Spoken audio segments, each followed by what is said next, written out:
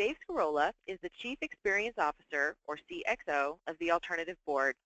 He is also a TAB certified facilitator and coach. In his role as CXO, Dave is charged with providing a great end-to-end experience for all TAB members, facilitators, partners, and employees. A great experience starts when a potential customer first learns about a business and extends throughout their entire life cycle as a customer. Dave works with all of the leads of TAB to provide the best experience possible. Dave, if you're ready, I will hand it over to you. All right, welcome everyone to today's talk on customer service as a design activity. Let's start with a couple of definitions. Customer service is focused on responding to things after the fact. An incident has already occurred. So you can think of it, if you're familiar with KPIs, you can think of it as a lagging indicator. So once a customer service issue has occurred, the customer has run into some type of obstacle in using a company's product or service. The customer experience is more broad.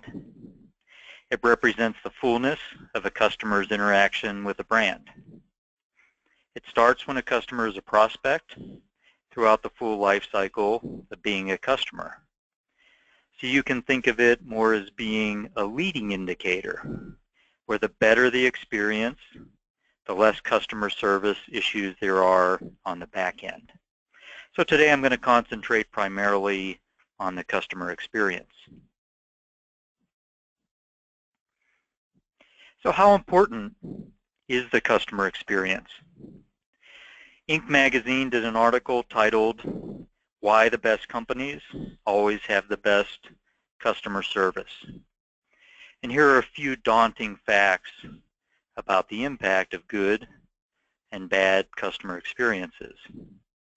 A dissatisfied customer will tell between 9 and 15 people about their experience.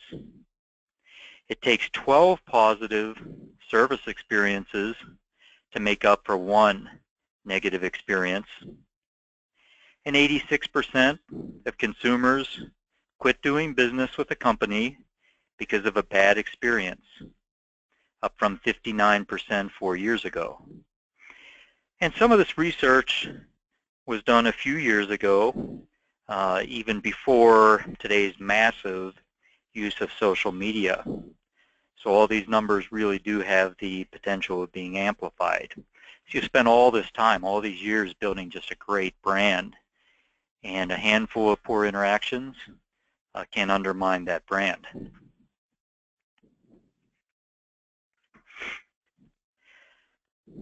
This is the customer service formula. I came across this in Uncommon Service, which I'll refer to later. The formula is that customer service excellence equals design multiplied by culture. So both design and culture must be high in order to have high levels of customer service. So if one or the other of design or culture are not particularly good in an organization, then the customer service cannot be good as well. And by design, this includes designing the totality of the customer experience. First, designing the product or service to reduce support issues. And second, when issues do arise, designing the system to respond to them as effectively as possible.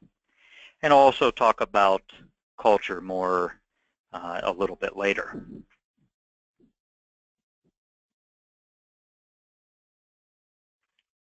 Now let me focus on these 4 key principles today. First of all, great customer experiences don't just happen. They need to be designed. Secondly, companies must decide which parts of the experience are most important and must be great at them. Customers must be part of that conversation. And a service-oriented culture is a necessity. And so what I'm going to do is go into each of these 4 principles in more detail. So let's start with the design of the customer experience. Again, it doesn't just happen. It needs to be designed. Here's a good definition of what it means to design a customer experience. The three words that jump out for me is number one, choreographed. It doesn't just happen by accident. Number two is brand experiences. A brand is either, with each experience, a brand is either enhanced or detracted from, depending on the quality of that experience. And third is differentiation. That a great customer experience, a designed customer experience, can differentiate a business's product or service offering and help differentiate that service in the eyes of their customers.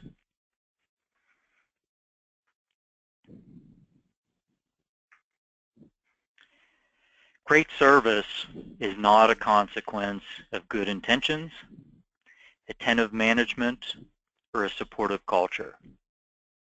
If service isn't built in, no amount of goodwill can deliver it reliably, and no effort can compensate for the lack of it.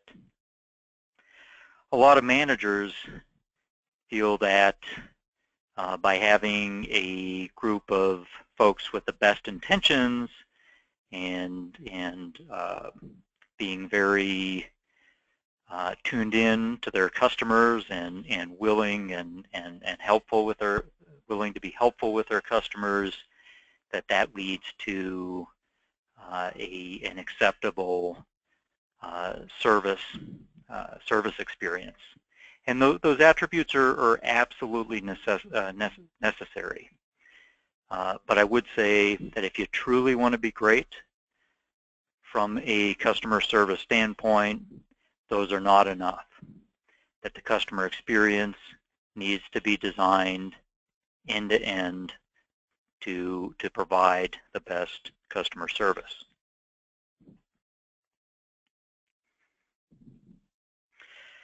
So what does a great experience look like? Well, Disney is one of the very best models of a designed experience. And here's what Michael Eisner once said, that a brand is a living entity. It's enriched or undermined. It's the product of 1,000 small gestures. Great brands master the little things. They do go above and beyond the little things, but they also put a spotlight on every interaction that a customer has with them.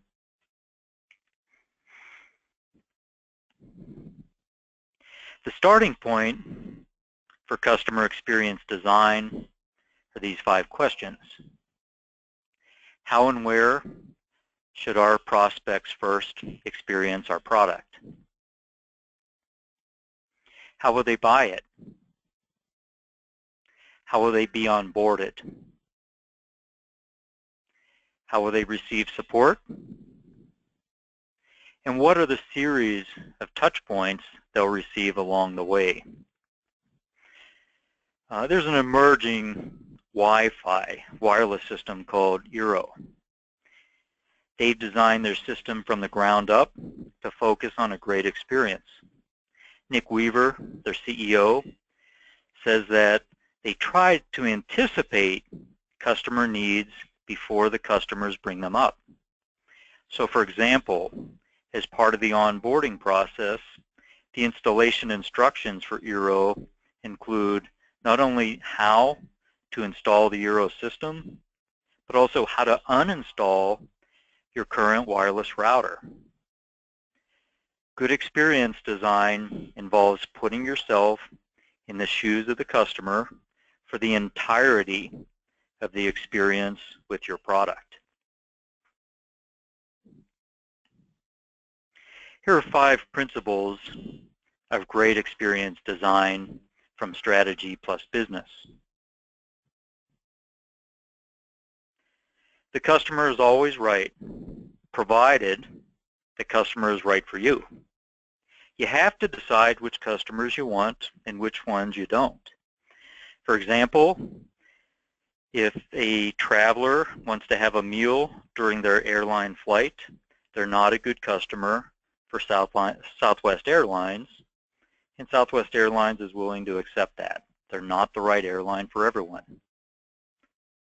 But for those that they are the right airline for, their customers are always right. Don't surprise and delight your customers, just delight them. A well-designed service is predictable. Customers have the expectation set, they're delighted, but the element of surprise is not part of it. They're consistently, a well-designed service is consistently high quality and consistently excellent with their customers. Great service should not require heroic efforts by you, your staff, or the customer. Service design and delivery should strive to be error-proof, or at the very least, error-resilient. It should not be dependent on the heroics by the customer service organization. Service design and delivery must be coherent across all platforms. Any place that you choose to offer your product or service, it has to provide a consistently high experience across every channel that either prospects or customers will interact with your product or service. And then finally, you're never done. You want to continue to try to anticipate, create, innovate, and iterate.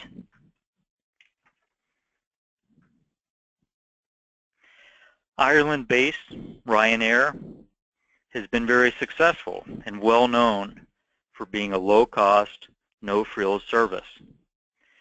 But things got almost to the point where they developed a sort of antagonistic relationship with their customers. Seeing falling profits a few years ago, they brought in Kenny Jacobs as their chief marketing officer to improve the experience. So Jacobs' challenge was to stay true to Ryanair's rock-bottom price-value proposition while figuring out how to improve the customer experience. And he focused on three major customer pain points: the digital or online experience, providing a much better, more intuitive website experience. Secondly is the airport experience. They improved the processes there. They made them more streamlined and more efficient. And then finally, the in-flight experience, by allowing their customers to bring on luggage and offering assigned seats for a fee. There are trade-offs involved. Each improvement was true to the airline's low price promise, and by the end of fiscal 2015, after putting these changes in place, Ryanair was carrying 19 more passengers per flight than it had 2 years earlier. So it's a great example of a well-designed customer experience. Principle number 2 is that companies must understand which parts of the experience are most important to their customers and focus on being great at them. Uncommon Service is the best book on great service that I've seen for a long time, perhaps ever. The main idea in Uncommon Service is for companies to strive to be great at those things that are most important to their customers, and intentionally be bad at the areas that are not important to their customers. So the premise is that companies cannot afford to be great at everything. So they need to focus on being great, truly great, in those areas that are most important to their customers, and fund those areas by intentionally not investing in those areas that are not important to their customers. So here's a powerful quote from the authors on the trade-offs. Now, this is something that a lot of business owners really struggle with. Now, how can you really intentionally not be good in certain areas, right? Most business owners want to be great at everything.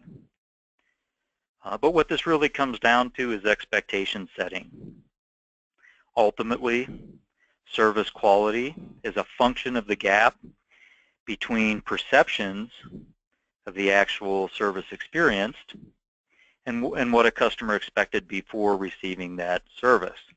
So if you set expectations with customers and focus on the right customers for your business, about what they will get and what they will not get, as long as you deliver on those expectations consistently, your customers will have a great experience.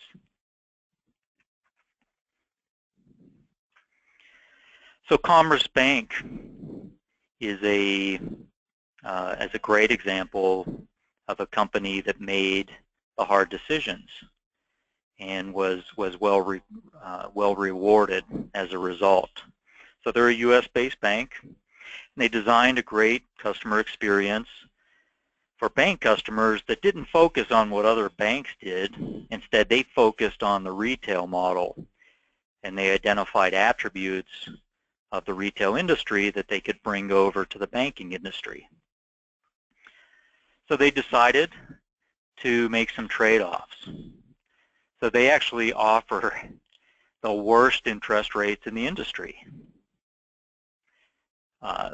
By doing that, they were able to fund the best hours of operations for customers in the banking industry. So they were available late into the evening on Saturdays and on Sundays. They had extended hours, and that's really what their customers valued. They hired frontline employees that had the best attitude. They didn't necessarily hire folks with the best aptitude. They made a trade-off there, but they made an intentional decision to hire employees that had the best attitude. And also, unlike other banks, they provided the simplest product mix in the banking industry. They focused on what products were most important to their customers, and they didn't have nearly as many options as the alternatives. But as a result, they've been very successful, and at one point they were the fastest growing retail bank in America. The third principle is to include your customers in the conversation about designing the customer experience. Customer experience doesn't only reflect how your customers experience your product, but also how your company experiences your customers. How your company experiences your customers. So there are two key points for this part of the customer experience model. First, your customers need to be part of the conversation. And secondly, just like picking the areas to be good at and the areas not to be so good at, to provide a great service, you need to pick the customers who are good fits for your service and not try to cater to those that are not good fits.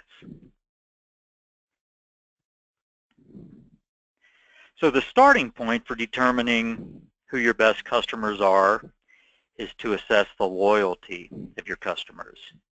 And the industry standard is to utilize the Net Promoter Score, or NPS.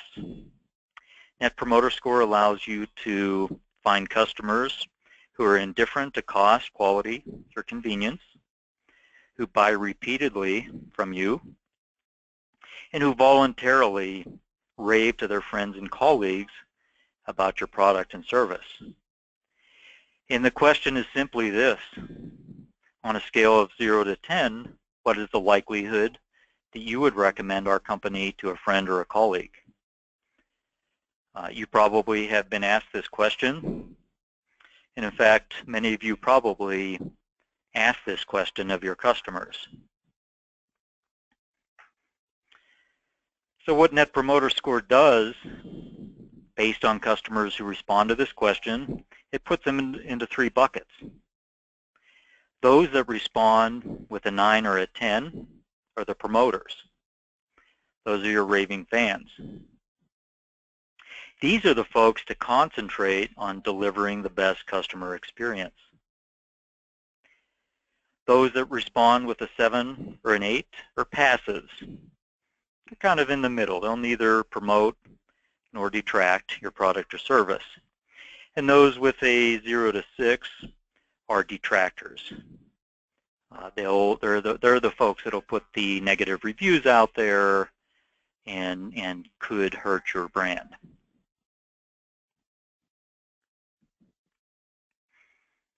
So once you have this information, have a conversation with your customers.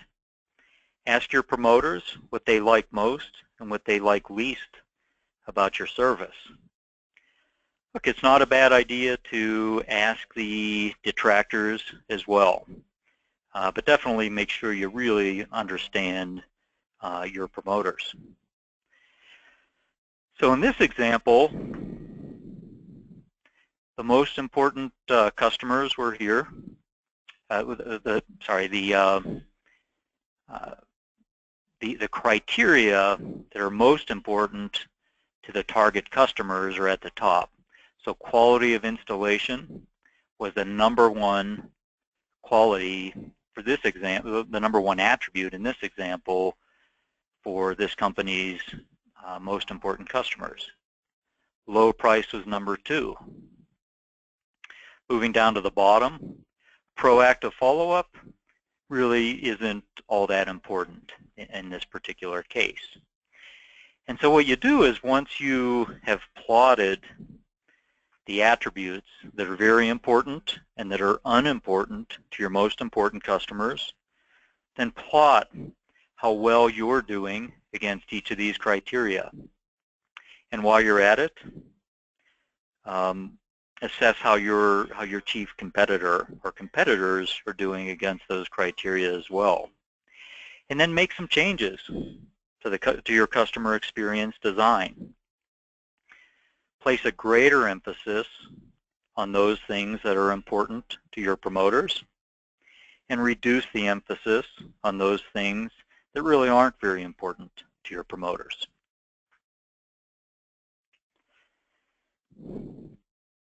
The last part of creating a great customer experience is having a service-oriented culture. So creating a great culture, whether it's in a service organization or other elements of the organization or the company at large, is an entire topic of itself and beyond the scope of today's presentation. But I will attempt to explain the value of having a strong culture to achieving a great customer experience. So there's various definitions of what a culture is. It's not a very concrete term, but I like this one. Culture tells you what to do when the CEO is not in the room. So what culture does is it provides a guide so that when employees are making discretionary decisions, that is when there are no formal rules, when it's up to their discretion to make a decision, the culture gives them that guiding principle to help them make the same kind of decision that you as the business owner or the group leader would have liked them to have made. So that the culture provides that kind of guiding principle that directs the right type of behavior throughout the organization.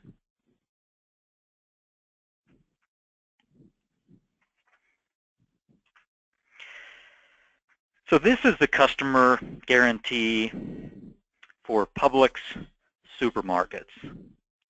Publix supermarkets is in the southeast of the U.S., and it's consistently rated as one of the top companies to work for. The statement, we will never knowingly disappoint you. If for any reason your purchase does not give you complete satisfaction, the full purchase price will be cheerfully refunded immediately upon your request. So this is more of a customer guarantee than it is a culture statement, but it absolutely dictates the culture of the organization. It's brilliantly done because it provides that guarantee to customers, but it also provides a strong guidance to employees to make those discretionary decisions. They post signs throughout the public supermarkets with this statement on it. This statement is actually on the back of business cards of all Publix employees. And a statement like this makes the service-oriented culture of Publix very clear. Now, you may have seen this before, maybe not, probably in some format, but this is called the service profit chain. So here's the idea behind it. And I'll sort of work backwards from the right-hand side over to the left. Profit and growth are stimulated primarily by customer loyalty. Loyalty is a direct result of customer satisfaction. Satisfaction is largely influenced by the value of services provided to customers. Value, in turn, is created by satisfied, loyal, and productive employees. And finally, employee satisfaction results primarily from policies that enable employees to deliver results to customers. So that's a lot. That's a lot of stuff. In summary, satisfied employees lead to profitable customers. That's the whole idea of the service profit chain. Satisfied employees lead to profitable customers. So let me ask you a question. Who is more important, your customers or your employees? You know, it's a really hard question. The answer is usually both. And of course, many people would say, well, if I have to choose, the customer is more important because they provide the revenue. But I would just ask you to really reflect on this question. And one thing to keep in mind is that you have much greater contact with and the ability to influence your employees. If you don't look after your employees, they won't look after your customers. So look, they're both really, really important. But if you think about the service profit chain, you'll want to have happy employees. You want to have employees that are empowered, that are getting satisfaction out of their jobs. They in turn will deliver a great service to your customers. So what is the quality of the culture that you have? Do you have a healthy culture? Do you have a service-oriented culture? So a good starting point for assessing the quality of your culture is to use the Gallup G12 index. And don't worry about all these questions. You can find them through an easy search out there. And probably many of you are already incorporating these questions into your organization. But the way it works is to survey your employees on these 12 questions. And the higher your employees rank these questions, the better your culture. The more satisfied and loyal your employees are, and the greater service they'll provide to your customers, and the more profitable those customers will be to your business. And you may look at a question or two in here and quibble with it or whatever, but this is based on extensive research from Gallup Corporation and is really turning into an industry standard for assessing the culture of an organization.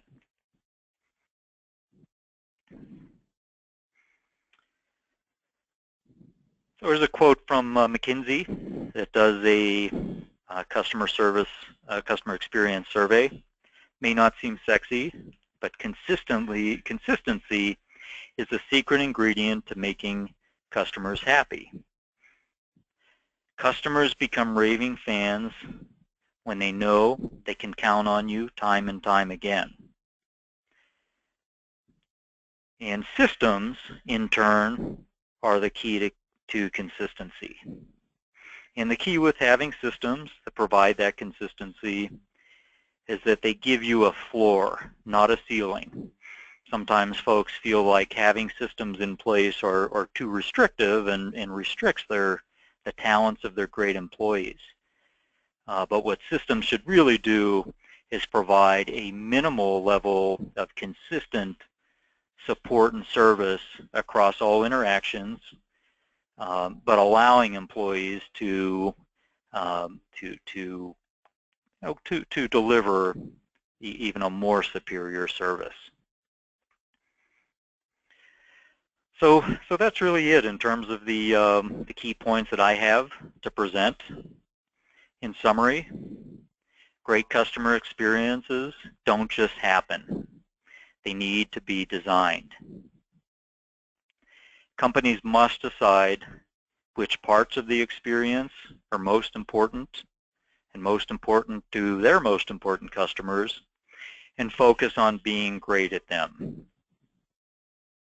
Customers must be part of the conversation, and using the Net Promoter Score is a good starting point. A service-oriented culture is a necessity. Happy employees delivering a consistent experience using well-designed systems are keys to providing this culture and in turn a great customer experience. So thank you for attending today. I hope that you've received at least a few things to think about, and we'll now open it up to some questions, and I'll turn it over to Julie first. All right, thank you, Dave. His contact information is up on the screen now, so if you have a question that doesn't happen to get answered, please feel free to email Dave. And if you do have a question, go ahead and type it into that question box. We will certainly get to it. One question that did come up is, what is an example of being poor in one area so you can be great in another area? Southwest Airlines is a good example of providing that kind of trade-off, where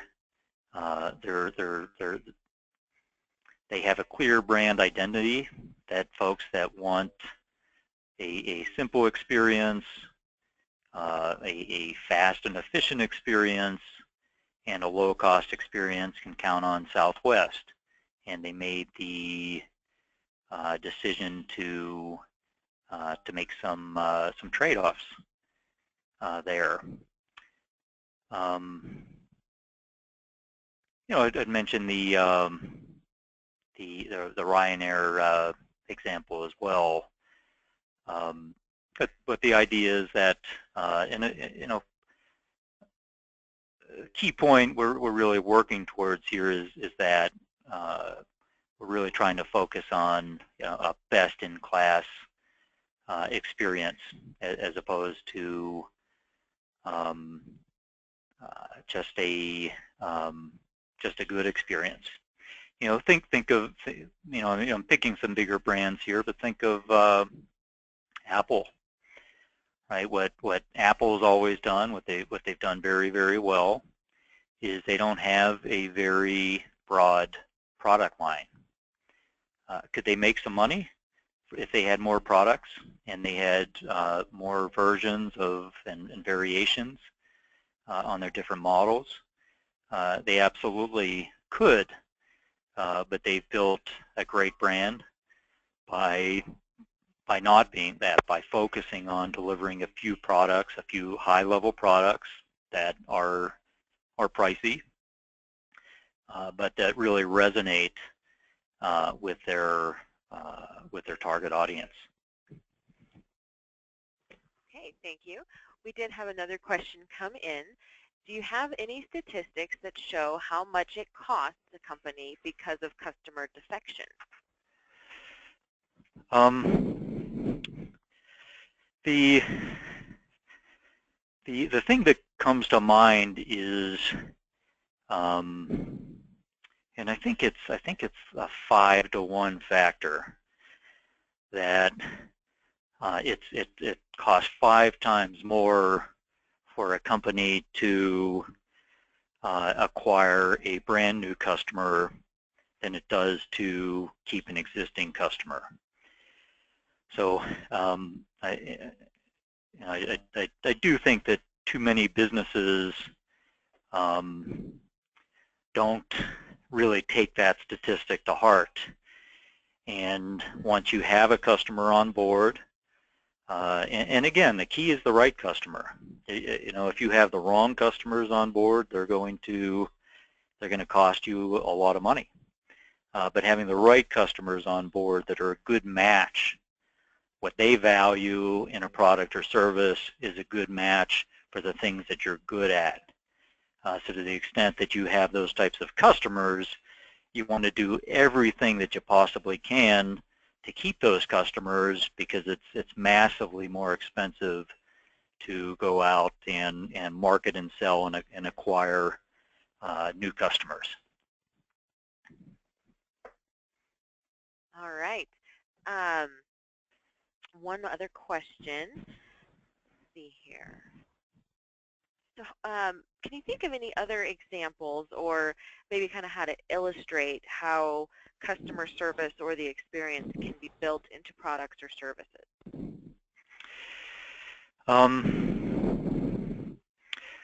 You know, I would